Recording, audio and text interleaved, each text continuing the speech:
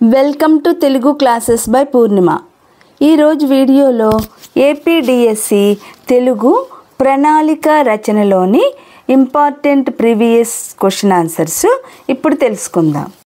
ఈ video skip చేయకుండా చూడండి, లైక్ చేయండి, షేర్ చేయండి. మొదటిసారిగా చూసిన వాళ్ళు సబ్స్క్రైబ్ చేసుకోండి. ప్రణాళిక రచనలో ముందుగా భాషను బోధించడానికి సన్నద్ధతలో ఎన్ని అంశాలను మోషే నహీర్ 2003లో గుర్తించారు? 11 అంశాలు. భాషోపాధ్యాయుల తరగతి సన్నద్ధతలోని అంశాలకు సంబంధించి సరికానిది గ్రాంధిక భాషను ఉపయోగించడం. భాషోపాధ్యాయుల తరగతి సన్నద్ధతలోని అంశాలలో సరైనది ఏబిసిలు మరియు డి సరైనవి. భాషా వ్యాప్తి, నిఘంటువులోని పదాల వాడుక, సాంకేతిక పారిభాషికాల సృజన, శైలి సాధారణీకరణ, మాండలికాల విలీనత, భాషా పరిరక్షణ, సంకేతాలను లేదా చిహ్నాలను ఉపయోగించే భాష. ఏబిసిడిలు సరైనవి. తరగతి బోధనను క్రమబద్ధం చేసేవి. ప్రణాళికలు నిర్దేశించుకున్న లక్ష్యాలను చేరడానికి చేయవలసిన కృత్యాలను ఒక వరుస క్రమంలో అమర్చుకోవడమే ప్రణాళిక అన్నవారు జాన్ అర్జెంటీ. 4. భవితకు ప్రణాళిక వేయని మనిషికి ఆదిలోనే హంసపాదు సాక్షాత్కరిస్తుంది అని నిర్వచించిన వారు కన్ఫ్యూషియస్. తగిన సన్నద్ధత లేకపోవడం అభ్యసనం లేదా బోధన విఫలం కావడానికి సన్నద్ధత అవుతుంది అన్న విద్యావేత్త బెంజమిన్ ఫ్రాంక్లిన్. పిల్లలకు ఎంత బ్రహ్మాండమైన శక్తి, ఉత్సాహం ఉంటాయో ఊహించుకోవడం కష్టం. ఈ శక్తి అంతా రకరకాల పనికిమాలిన పనుల్లో, పెద్దవాళ్లను ప్రతిఘటించడంలో, వృధా కాలక్షేపాల్లో, అవకతవక వినోదాల్లో వ్యయమవుతూ ఉంటుంది. ఈ శక్తి ప్రవాహాన్ని అవసరమైన కాలువల్లోకి మళ్లించడమే అసలైన ప్రతిభ అని నిర్వచించినది వలారీ అజ్యూల్. ప్రణాళికల ప్రయోజనాలలో సరికానిది అభ్యసన ఫలితాలను నిరంతరం మూల్యాంకనం చేసుకోలేము. ప్రణాళిక రచనలో ఇమిడి ఉన్న 4 అంశాల సరైన వరుస క్రమం. ఈ ఆ ఈ ఆ. ముందుగా ఈ సాధించవలసిన లక్ష్యాలను, సామర్థ్యాలను, స్థానాలను గుర్తించడం. ఆ వాటిని చేరుకోవడానికి వ్యూహరచన చేయడం. ఈ అందుకు తగిన ఉపకరణాలు సేకరించడం. ఆ వ్యూహం ప్రకారం ప్రతి సోపానాన్ని వరుస క్రమంలో చేరుకోవడం. బోధన ప్రణాళికను, అందుకవసరమైన పరికరాలను అభివృద్ధి చేసుకోవడానికి శిశు మనస్తత్వ శాస్త్ర సూత్రాలు, క్రీడా పద్ధతులు సరిపోతాయని చాలామంది విద్యావేత్తలు అంటారు. ఈ వాదనను ఇలా పిలుస్తారు: సైకోలోగిజం.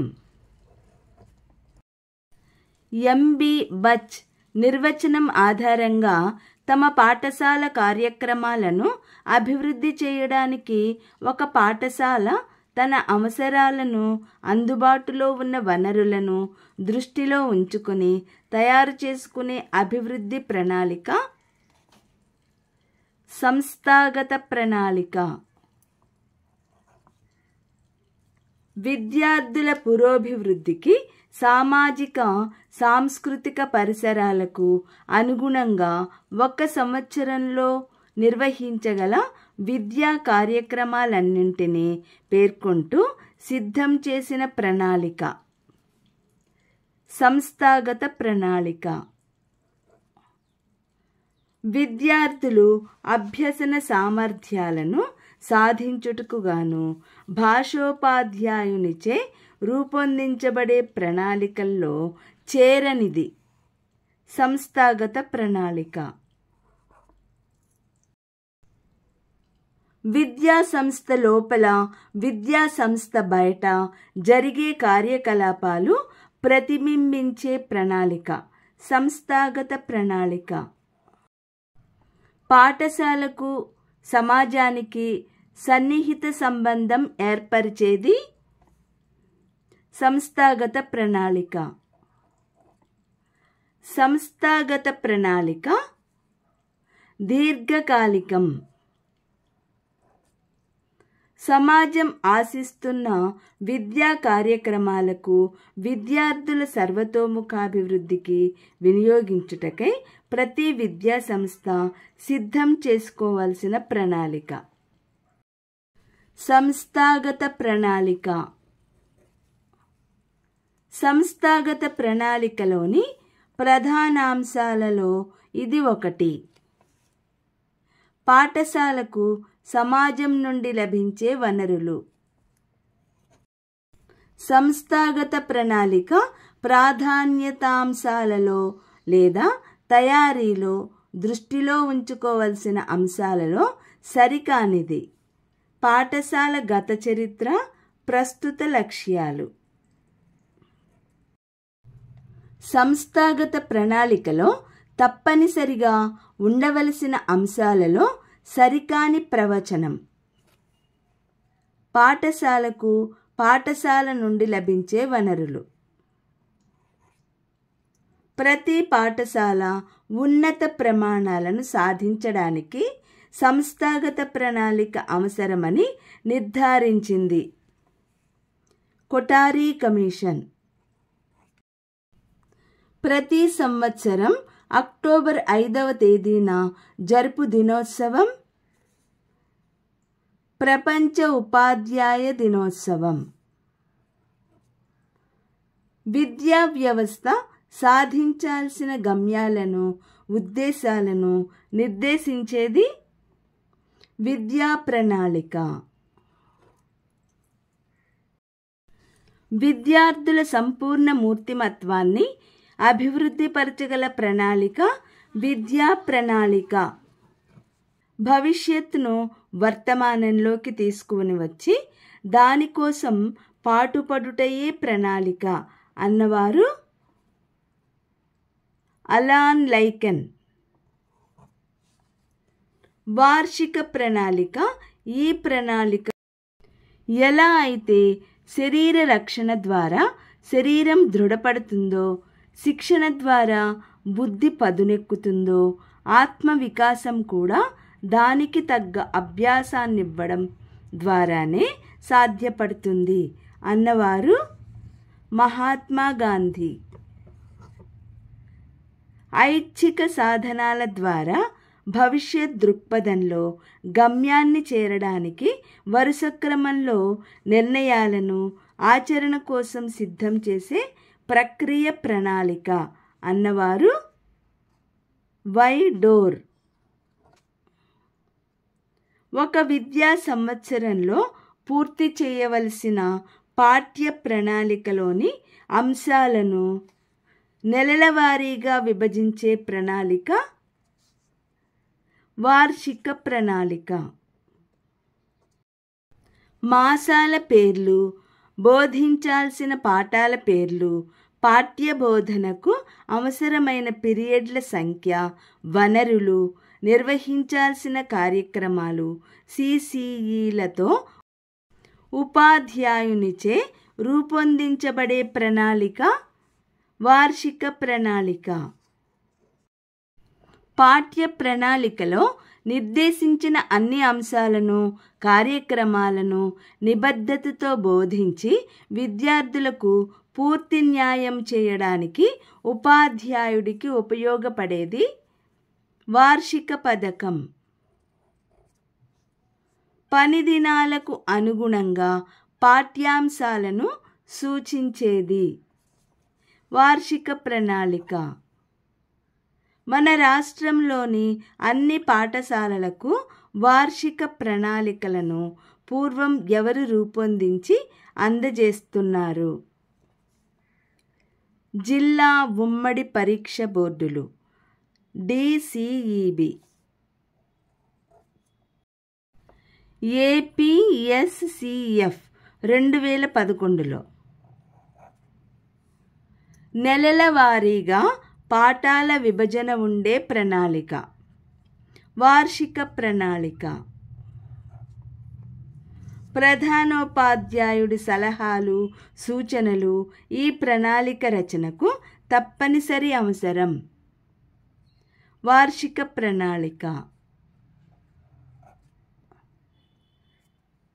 10 సంవత్సరాలు వ్యవసాయం చేయాలనుకుంటే పండ్ల చెట్లు నాటాలి, కానీ 100 సంవత్సరాల పాటు వ్యవసాయం కొనసాగాలంటే తప్పనిసరిగా విద్య నేర్పాలి అనేది చైనీస్ సామెత.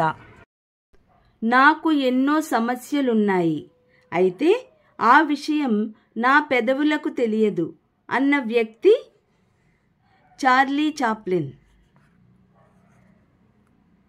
పాఠ్యపుస్తకం భాషను నేర్చుకుంటానికి, భాషను బోధించడానికి ఉపయోగపడే వనరు అన్నవారు గ్రేవ్స్.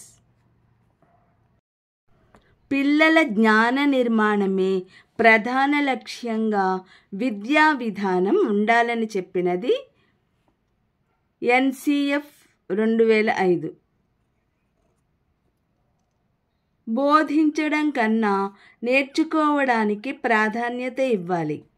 పాల్గొనడం, చర్చించడం, ప్రయోగాత్మక పద్ధతుల ద్వారా పిల్లలు నేర్చుకునేలా చేయాలి అని అన్నది NCF 2005. భాషేతర వాచకాల కంటే భాషా వాచకాలలో గల ప్రత్యేకత. అన్ని శాస్త్ర విషయాలుండడం. ఉత్తమ పాఠ్యపుస్తక లక్షణాలలో ఇది ఒకటి. విద్యా ప్రమాణాల్లో ఏకరూపత సాధించడం. క్రింది ప్రవచనాల్లో సరైనవి. AC. ఉపాధ్యాయుడు పిల్లలతో విరివిగా మాట్లాడించాలి. పిల్లల వాక్య నిర్మాణ రీతులను ఉపాధ్యాయుడు సంస్కరించాలి. ఉన్నత దశలోని ప్రథమ భాషా వాచకాలలో పాఠాలు ఇలా ఉండాలి. శైలి వైవిధ్యంతో కూడిన రచనలు ఎక్కువగా ఉండాలి. భాషా వాచకంలో దీనికి ప్రాధాన్యత ఉండాలి. భాషకు ప్రథమ భాషగా తెలుగు బోధనోద్దేశం శ్రవణ, భాషణ, పఠన, లేఖన సామర్థ్యాలను పెంచి భాషపై పట్టు కలిగించడం. విద్యార్థులకు అందించే 1వ తరగతి పుస్తకంలో ఉండవలసిన అక్షరాల పరిమాణం 48 పాయింట్లు.